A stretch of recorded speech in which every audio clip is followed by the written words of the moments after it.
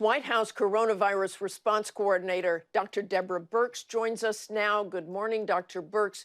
We now have all 50 states gradually opening up, but Saturday, North Carolina reported the highest one-day number of COVID cases with 1,107.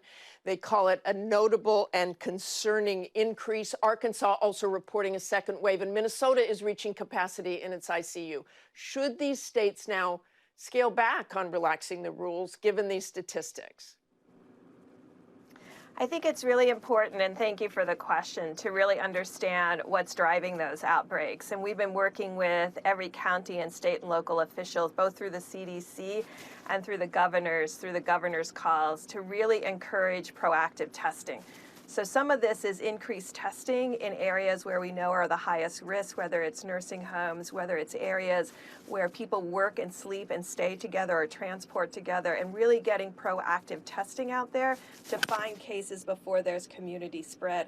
I think you know from the Arkansas case, a lot of that was associated by a social gathering, and that's why we've really made it clear that during this reopening, social gatherings should not be more than 10 people, even if they're outside, because you still need to maintain that social distancing. But exactly. But you said, Freddie, that people can go out to beaches this weekend as long as they stay distant.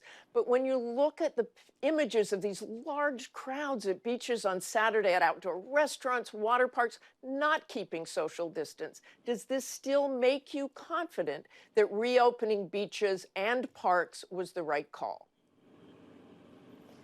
I think it's our job as public health officials every day to be informing the public that what puts them at risk. And we've made it clear that there's asymptomatic spread. And that means that people are spreading the virus unknowingly. And this is unusual in the case of respiratory diseases in many cases. So you don't know who's infected. And so we really want to be clear all the time that social distancing is absolutely critical. And if you can't social distance and you're outside, you must wear a mask.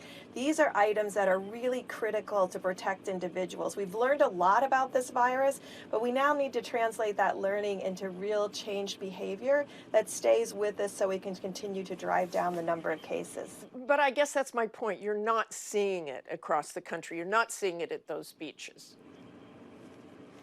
And I think that's our job, to continue to communicate. And I think we have to communicate through different venues, making sure that our Generation Zs and our millennials can help us get that message out there of how to be together socially yet distant. And I think there is a way to do that. Americans are amazingly innovative. And I think we really just need to have better continuous communication on how important that is. And then highlighting these issues that come up, like in Arkansas with this pool party. This is why it's really important that you maintain those distances. And again, to speak to those who have the vulnerabilities and comorbidities.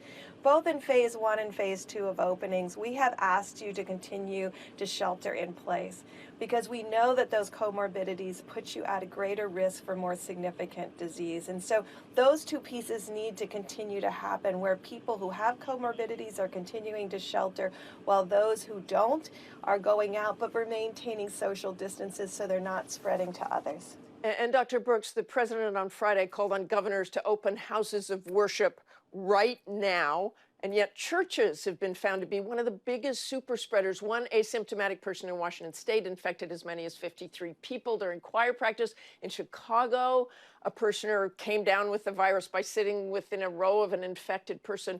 You said on Friday that maybe some places should wait. What are your concerns there? I think there's two pieces that are important. Before the president made that announcement, he asked the CDC to get their guidance to churches up so that churches could reopen safely. So that guidance is up there and available to all churches and congregates to understand how to worship together safely. Certainly worshiping outside, maintaining social distancing, and, you know, obviously not having physical contact with each other. And I know that's difficult. We all have made difficult behavioral changes, and that needs to continue to happen.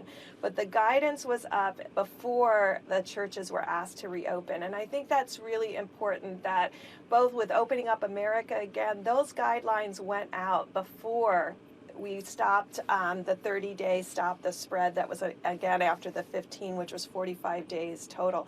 This only works if we all follow the guidelines and protect one another. And Dr. Birx, we are approaching the very sad milestone of 100,000 deaths due to COVID. It's a stunning figure. Do you have any reason to think that number is inflated? And do you agree with Dr. Fauci that the death count is almost certainly higher? I've said from the beginning that we'll follow the data, and we provide the data that's integrated between multiple reporting sites, and we've never altered the death numbers. And in this country, we've been very inclusive. I will tell you always, with any pandemic and any time when people are fighting to save other people's lives, it's difficult to count at the early part of the epidemic. And we will have time to look back and really ensure that we found all of those cases. Each of those cases and each of those deaths are very important to understand, because we're a different country than the other countries who have been infected.